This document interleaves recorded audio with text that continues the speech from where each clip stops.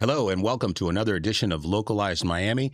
I'm your host, Robert Ruano, where we talk about the people that make Miami special and that work hard to better our quality of life. And today we have North Miami Beach Commissioner Lynn Su. Hi, thank you. Thank you for having me today. Thank you. Thank you for coming. Absolutely. Wonderful. So North Miami Beach, one of the bigger cities in this county, is it? Actually, no. No? It's 5 square miles. Okay. Population-wise, it's pretty We're big, about no? 43,000. Okay. Oh, it's even less than Coral Gables. I thought it was bigger for some reason. No, yeah. I mean, it just seems like it's bigger because I guess it's farther away. Yes. And it is a little bit spread out too. You've Yes. got disconnected sections and We got donut holes. We have it all yeah. except the beach. You don't have the beach. No, but we you don't. have I'm gonna turn off my phone. Excuse me. But you have the intercoastal, right? We have the intercoastal. There you go. Yeah, Have something. which is better. It is? Okay, well that's nice. But they call it North Miami Beach without a beach. Without a beach. Anyway, well, thank you again for coming. I've been familiar with North Miami Beach for a long time, even though it is up north. It's a very interesting city demographically. Also, I think it's very varied, more so than a lot of cities in Miami-Dade County, which is a very interesting thing. Very true. Yeah. So you've been a commissioner now since November of 24, correct? Yes, that's correct. Great. And I guess this is your passion, right? I've heard before that this public service is your passion. Absolutely. Yeah. Well, I mean, I actually got started. I've been volunteering in various different nonprofits, right? But of course, like my thing was the thing that triggered me the most is human trafficking. Yes. So, with that, that's the whole thing that got me started because I realized that no matter how many nonprofits I work for, or volunteer for or do anything with, like it doesn't really make a dent. So I figured policy. Can you explain people, that term, we hear that term a lot, human trafficking, but it can involve a lot of different things. Absolutely. And it's, and you mentioned something I heard on another podcast about there's a way of trafficking where they take their documentation and then that keeps them kind of captive, but not captive. Can you explain that? How does it happen? So basically, like, let's say they'd say, do you want to go work in America? Right? To somebody who came from overseas. So they would get them a visa, whichever one is the easiest way to get. Right? So they get the visa for them and then they keep the passports. So they can't travel back, nor do they have identification to get a job somewhere else. So they're basically there. This is like one of those labor trafficking, right? We hear about child trafficking all the time. We hear about sex trafficking all the time. But like the one that affects every gender, age, is labor also. So there's like various different types of trafficking, but we usually always think about that as like, sex trafficking, like drugging women and having them, right, prostitute, like, and make money, right? Or child trafficking where they are, carrying drugs or whatnot, like, in their bodies and things like that. That's the usual mindset, but these are less, I guess, hostile, but, like they do get paid, but very minimally. They are, forced to be contained in a certain area. They can't leave. They can't go out. They can't do anything. And they just have to keep working. And does that actually happen here? You've seen cases happening in Miami-Dade County? Yes. Well, I mean, it happens all over the country. Okay. But I know of some people who have survived and got a special visa or a special permit to live in the United States as a formerly trafficked, labor trafficked person. That's awful. But I also heard that during big events, and now we have FIFA World Cup coming up, there's actually an increase of sex trafficking too, right? Absolutely, 100%. And how does that do we even know how that works? No? Well, I mean, they always say about like how to identify these people who are sex trafficking, right? Through tattoos or behavior or certain things like, they get dropped off there's way more advanced things these days, right? And it's not necessarily that the person being trafficked is actually not volunteering to do it either. Mm, So, it's a multi-layered issue. There's so many things on so many different levels. The thing is, like for me, it's if somebody's doing that against their will and they can't get out of it, I think that's when we need to step in because then they can't help themselves. sure. Hmm. And so were you able to, in your, your public life, in the public, nonprofits that you're working at, were you able to affect this and deal with the issue? Or how were, Usually we deal with them like after the fact, okay. meaning let's say they were rescued or saved or helped. We help provide a place for them to stay, things like that. Oh, okay. Maybe rehabilitation from drug addiction and whatnot, but it really is just putting a band-aid on the issue, right? When there's actually this is ongoing. It's an industry. It is. Yeah, it's a huge industry. And we don't know who's involved in what level. So Mm, that's why that's probably like, I don't think, and I think it's such a long time trade, in the history of it all hmm that I don't know if I could ever solve it in my lifetime. Well, but you're working towards ending it or impacting it or benefiting the women or people Yeah, that are hurt by it. So correct. Yeah. that's important. Well, we try to do that. Yeah. Hmm. Wow. And so you've been a commissioner now for almost 2 years. Hmm. And how do you like it? Actually, I love it. You do. I do. Okay. I was just talking to my friend in the car saying, like, I think I'm obsessed. Really? Because I'm thinking city, city, city, city all the time. Like from morning, the time I wake up till the time I go to sleep, I'm always thinking about what I could do better, how I can do better, what policies I can put in, and how can we make the quality of life of North Miami Beach residents like better hmm than it was like, before I got here. And how do you plan to do that? Well, that's such an open-ended question. Right? You just want this to take up the entire time, right? Whatever time. Except that it has to match 30 minutes. We've got 22 minutes. Okay. All right, let me see if I could time that into 22 minutes. So there's various different things. I think that you got to look at things on a first of all, I think what's on top on everybody's agenda is like how can I reduce my expenses, right? Right. Like how can I pay less rent or pay the same rent and not have that rent increase? How can I pay less in like my water bill, as like Grant just said, Right. right? Like, am I getting the services that I deserve? Are my streets clean? hmm Am I in a safe neighborhood? Like these things are the pillars of a person like who is completely removed from politics, does not know who their commissioners are, Right. who does not know what their mayor's name is. This is what they're looking for. hmm And that's the first thing I target. So resident services, according to like if I send an email to my city manager and it's about a complaint that let's say somebody left a pile of garbage in front of their house and their neighbor is calling me, I mean, I expect that to be done in no longer than, 2 business days, right? It Okay. has to be eradicated, cleaned up, done something, or code enforcement needs to get there. Like whatever it is that is disrupting their daily life and the quality of their daily life. hmm That is the number one priority on my list first and foremost. Then it comes into is the city healthy?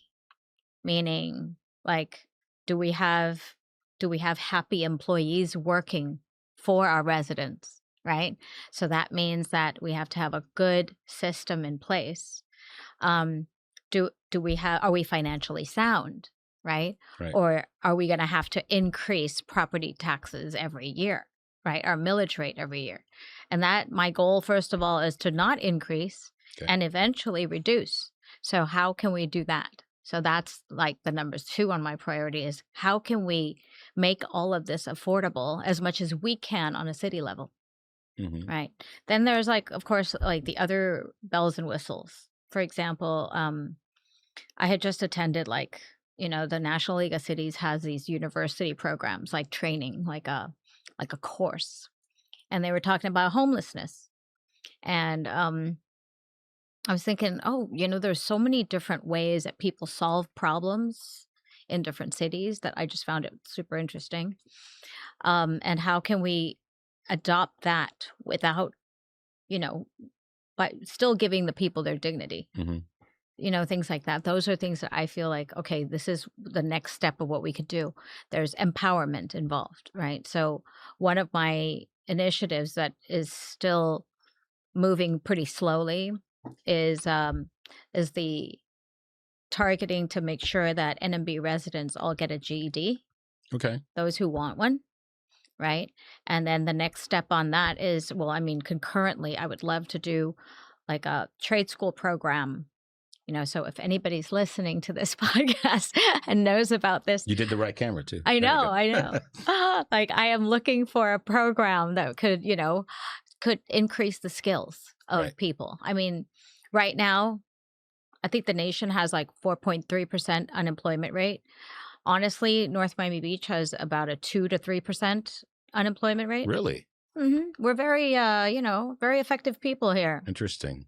Yeah. Okay. I mean, and we have been we're on average, we're more educated as well. Okay. However, like I think everybody needs to learn English, right?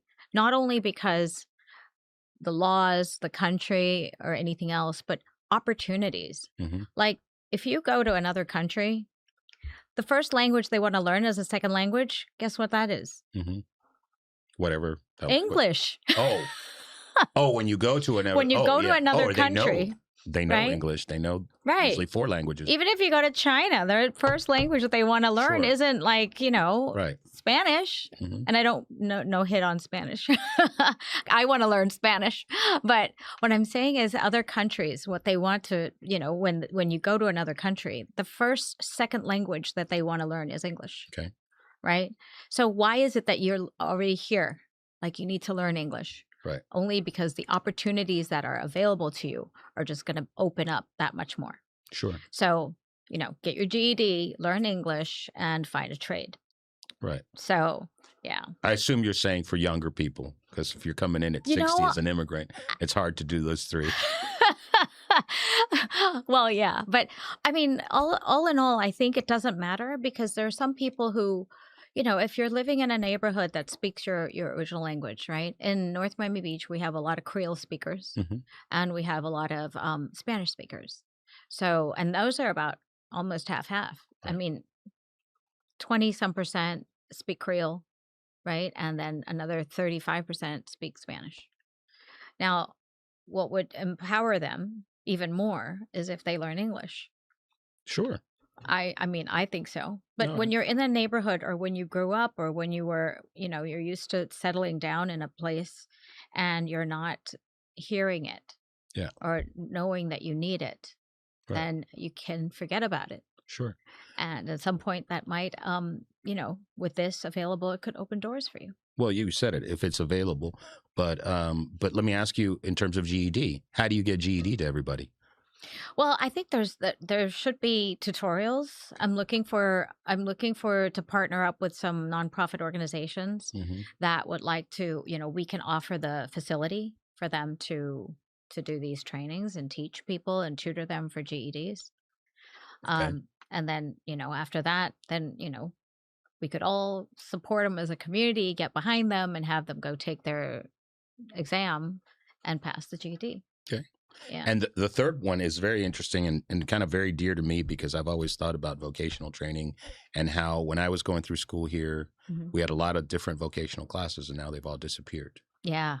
So how do you as a city, or I know that you're also involved with the National League of Cities, you're on a committee, environmental resources, right? Yes. So but Energy, environment, and energy national environment. resources. But between your city work and maybe dealing with other people, other cities around the country, how do you push, technical training as a commissioner, and how do we move the needle on that? Hmm. That's what I was talking about, like partnering with Mhm. nonprofit organizations and offering certain things to them, like facilities, like a training place for them, Mhm. or or even maybe multi-city, maybe public schools, or like the Miami-Dade public schools, right? Hmm. If we are able to find some kind of ground that we can make a deal with each other, and there is an appetite for it. Remember that North Miami Beach is in the northeast corner of the county, right? Hmm. The next closest trade school is like, I think, Miami Lakes. Okay. Yeah, I don't know. that's how far it is. Oh, okay. And that's a long way. Right. It's a good 45-minute drive Yeah. with no traffic. Forget about traffic, right? Yeah. And you know what I've noticed, and I noticed for someone that we've known for most of my adult life, their son couldn't find a way to go where they were going to go, and ultimately he decided is to take the test to be a cop, which is great. I love cops. I have a lot of friends that are cops, but a lot of times the only vocational avenues open to kids right now is being a cop or a fireman. It seems like if they're not going to college, like who else is out there saying, "Hey, we want you," or the military? Like who else is asking for untrained 19-year-olds besides school and those three? They don't have a lot of choices, it seems. They don't have apprenticeship programs. They don't have anything. And some countries, I mean, that's how people go on that track. Right. And now I've heard there's not a lot of plumbers. They need more plumbers. They need more AC repairmen. Right. All sorts of things. I mean, it's huge because you think about all these people who are in the trade, in the with some technical type jobs. They make very, very good money. Yes. I think that there has been a trend that had inflated, like getting a college degree. And I have a college degree, a university degree, but Biochemistry, I heard. oh, now they know I'm a nerd. Okay. No, my point in saying that is that I'm not saying that it's not valuable to me. It was very valuable to me. But I have done practically nothing with biochemistry except for take care of my own health. Okay. Right? Use the science skill and the logic behind it and the knowing of how my body utilizes energy and how it burns sugar and, all that and fat and whatnot. Like using that from what I learned, but that's it. Like my entire career has been in business, right? I mean, right now, on my side job, apart from the city, I'm a mortgage broker. Okay. So, there's no biochemistry in it.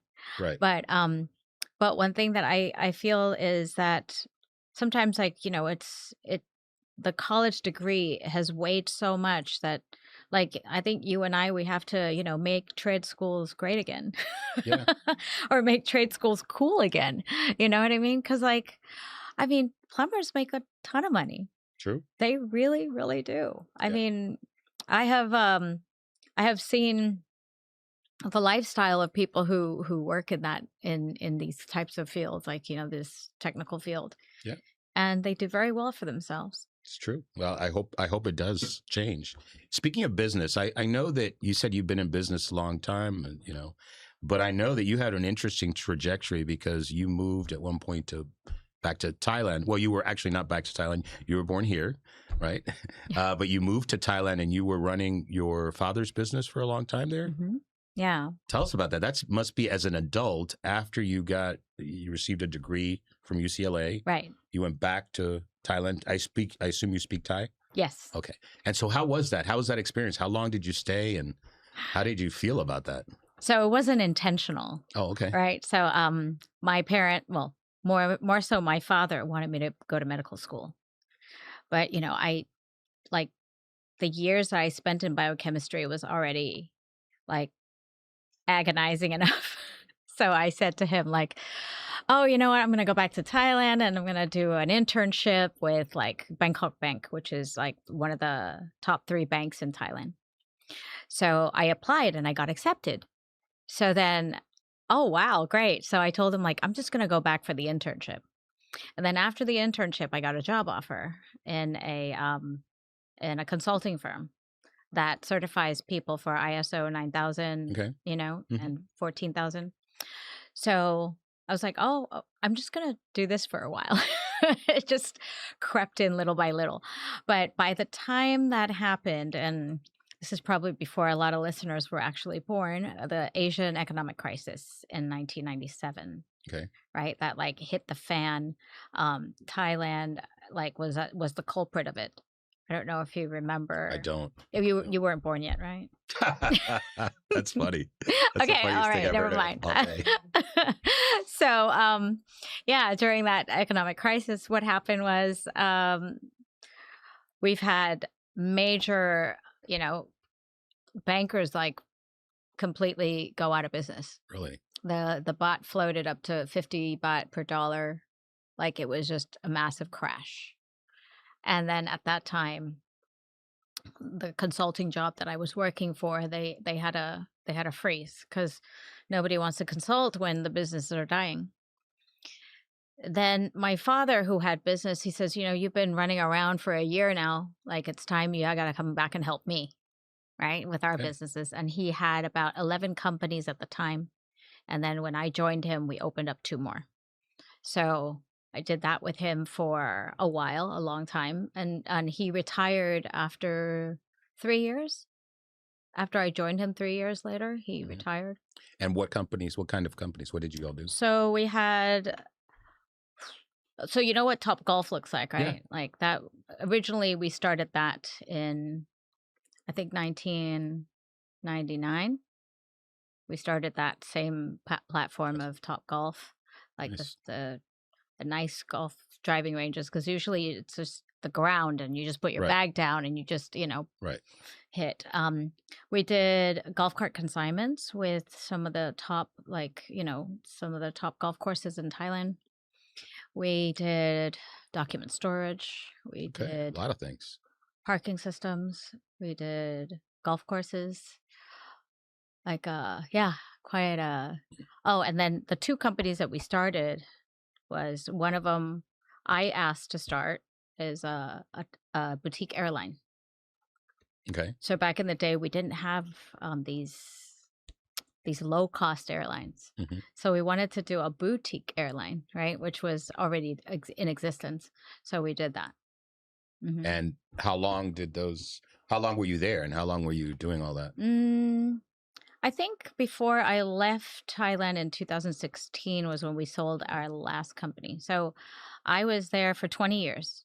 Oh, Yeah, never left. But I came back every year because my mom lives here. okay. Right. Right here in Miami-Dade? No, she lived in Lake County, Lake County. Yeah. Florida. I know Lake County. Yeah. I think I've been through it.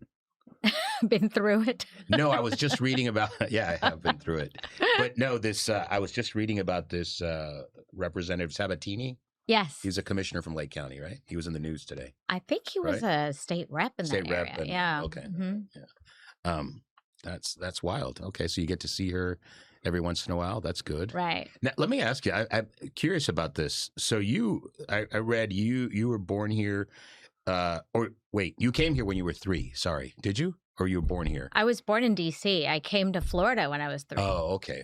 Right. So how was it? Because like yourself, no, I was actually born. No, you were born in D.C. I was born over there.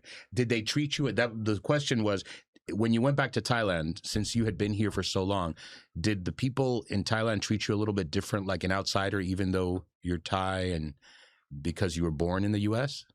I'm always being treated like an outsider. Really? Okay. I'm too American to be Thai, and I'm too Thai to be American. Okay. You know what I mean? So it's like, so I've just come to live with it. It's like, that's how it is. Like I am a little more outspoken than most Thai people. We're very soft spoken, Okay. right? And then when I'm in America, I still have certain cultural things that I do differently from the way Americans, like Americans do it. Mhm. I gave this example at my latest event. We had an Asian night market event in my city for 2 days, Saturday and Sunday. And usually what we do as, from an Asian cultural background, we always introduce the guests from the highest level down. Okay. And then we introduce ourselves, right? Okay. But the way that my city does it is we introduce the city commissioner and the mayor first, and then we introduce the guests. Mm. So it's like just a slight difference there, and it could actually like be very different for other people. And I had to say, I said, like, since I'm the host of the event, we're going to do it the Asian way.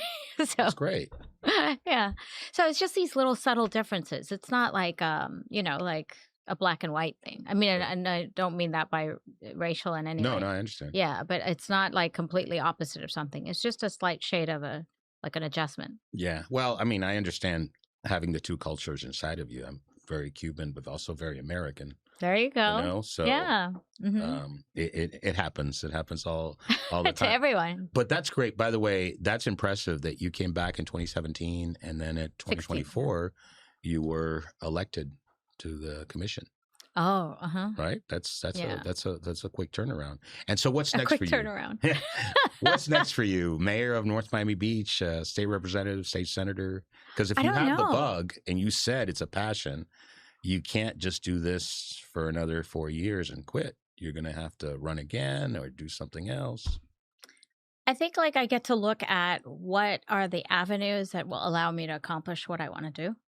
Right. Mhm. So at the moment, like the people have elected me, I have a responsibility to complete that job. So I'm going to do this job as best as I can. If I can continue to do more in it, then they will be the decision maker, right? Mhm. And then if there's another avenue that I feel is more, that would actually facilitate what I'm looking for, then we'll go there. So it just depends. Yeah. Okay. Mhm. Well, we have about 3 minutes, but I do want to ask you one question. Something that you brought up in a piece that I read about when you first ran, and Mhm. kind of about not having a natural constituency or a base. Right. So, how with a city? I'm genuinely curious. In a city like North Miami Beach, like you said, is Hispanic, Haitian, African American mostly. Mhm. Okay, very very small Asian population. How do you get to all those different groups and say, I'm your candidate? Because I'm sure you probably had somebody from one of those groups running against you that had that constituency already. Yeah. So how did you do that? um Honestly, like it's just like anything else that I was raised to do, which is a lot of hard work. Okay. Like a lot of hard work. That means that I think some of the residents they still remember me from knocking on their doors like 2 or 3 times. Oh, multiple times. Right, multiple times. I wanted to make sure that they knew. And it's funny that I use this. I just got tired. I had to be creative when I was on the campaign, on the campaign trail. I said, "Hi, I'm here for a job interview." Okay. And they're like, "What?" And I said, "Well, I'm being interviewed to be your commissioner. Oh, So that's to actually, represent you." that's very creative. Yeah. And it actually strikes the conversation because they then get curious about what it is. So that's how, I mean, a lot of hard work, honestly, just out every day. Excuse me. Bless you. Sorry. It's okay. Cough there. So it's a lot of hard work every day. A lot of walking in the heat. Knocking on doors. I think I lost 10 pounds. Really? Mm-hmm. And Wow. so, I mean, if anybody wants to lose weight, I invite you to go campaign. So, Yeah, every time I see and I'm sure you've seen candidates, and towards the end, you see one that is heavy and hasn't lost any weight, I always think, it's going to didn't lose. work They hard didn't walk enough, right? You didn't knock enough I don't know about doors. that. I've seen it. I'm like, how did you hit 3,000 doors? I don't believe it. No, for me, I think it was like 7,000. Oh, really? Yeah, at least. It's a lot. At least 7. At least 7 that I repeated. And then there's also like, you see doors in between. You're like, oh, why the heck not? You just go knocking them. But also the getting involved prior to as well. Right. That's Right. important. I mean, it's not just, I didn't just knock on the doors with nothing else to show for, but I had volunteered on several boards. I was on 5 boards, I think. Mhm. I attended every one of those meetings, right? I try to make an impact and try to contribute to every single board so that people get to see how I think and what I do. I think that's the most important thing. I also attended every single commission meeting. As a candidate, As a even before you were a Even candidate? before I was a candidate, like a year before I was a candidate, and then throughout the entire time I was a candidate until I qualified and so on. You're a So masochist. A little bit, yeah. Yeah, to go to every commission meeting. I know. Do you know how long when our you're commission not. meetings are? I don't know how long. They start at 6 and end at midnight. Ooh, yeah. Well, that's not 6 p.m. That's not that bad. Coral Gables had one the other day that was 9.5 hours. Oh, really? Yeah. I'm So glad I'm not in yeah. Coral Gables. So we're almost finished. Any last words from Commissioner Lynn Su from North Miami Beach? Well, let's see. I couldn't think of anything really, but I mean, I really am very happy to be where I am, right? I'm glad that the residents voted for me, and I just know that I won't let them down. I'll do my best to make sure that we are healthy physically, financially, and mentally, residents as well. So that's the most important thing for me right now. And whatever the future brings, like I hope that they will be asking me to do what they want me to do next. Well, that's great. Well, thank you very much. It's been a real pleasure. Thank you for joining us with North Miami Beach Commissioner Lynn Su. I'm your host, Robert Ruano of Localized Miami, and our next guest in 2 weeks, June 4th, I believe, is former U.S. Congressman Joe Garcia. So we're looking forward to him. See you soon.